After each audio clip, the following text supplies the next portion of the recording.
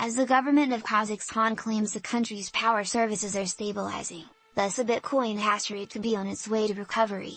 However, is the situation stable enough for Bitcoin mining yet? Will it ever be? Just a few days after the Bitcoin hash rate reached an all-time high, thus recovering from the China ban on crypto mining, another authoritarian crisis hit the Bitcoin mining industry in Kazakhstan, taking the hash to drop 15% in 10 days. The country has been the second largest Bitcoin mining spot, after the U.S., with 18% of the global BTC hash rate ever since China's miners were forced to find new locations with cheap energy costs. Parallel to the crypto market down movement, on Friday 7th the price of BTC dropped to $41,000 while the coin's mining in Kazakhstan went dark as the government forced a power and internet shutdown to gain control over raising protests, which had turned violent. The protesters were reportedly voicing their anger toward new high fuel costs. The news has been reported everywhere without complete certainty of what's happening. Borders, the internet, and other means of communication were blocked, so the information doesn't reach the world so easily.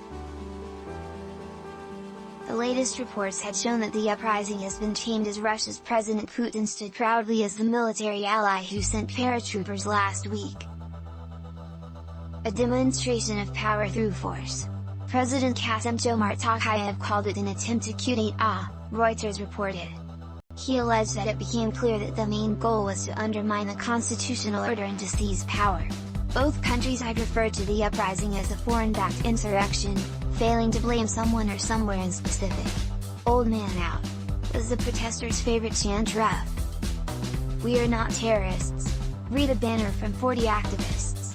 Related reading: could Kazakhstan turmoil cause another Bitcoin hash crash? The government gave shoot-to-kill orders. In short, no, the real crisis cannot be over. The violence, however, might have stopped. Reportedly, 164 people, 3 children, have been killed, over 2,000 injured, 939 were detained.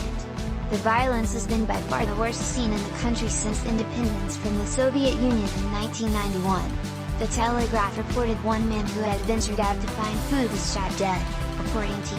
It also wasn't simply about a rise in fuel prices, as a UK-based newspaper reported.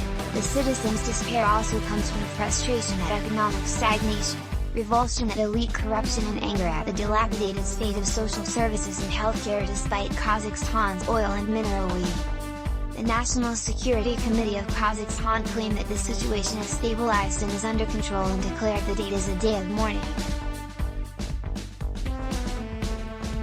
However, others report that the protests enter week 2. On the miners' end, the government intends to tighten rules and introduce extra taxes starting this year.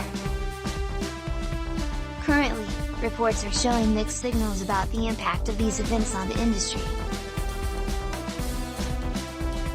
An analysis by CoinDesk using data from mining pool BTC.com alleged that the lost Bitcoin hash rate of top mining pools had been nearly recovered, narrowing the loss to 2%.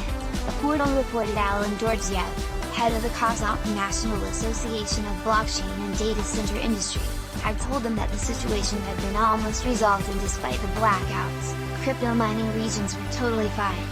However, internet watchdog NetBlocks reported that a new blackout happened and NetBlocks Director of Research of Internet Monitor Isik Mater told forecasts that restorations made in the country are limited, unpredictable and don't satisfy the requirement for a stable connectivity needed for cryptocurrency. Kazakhstan miners have been facing power restrictions. They might have already started to set their sights overseas, and beyond the service's stability, the ongoing situation is unlikely to make them feel safe and welcomed.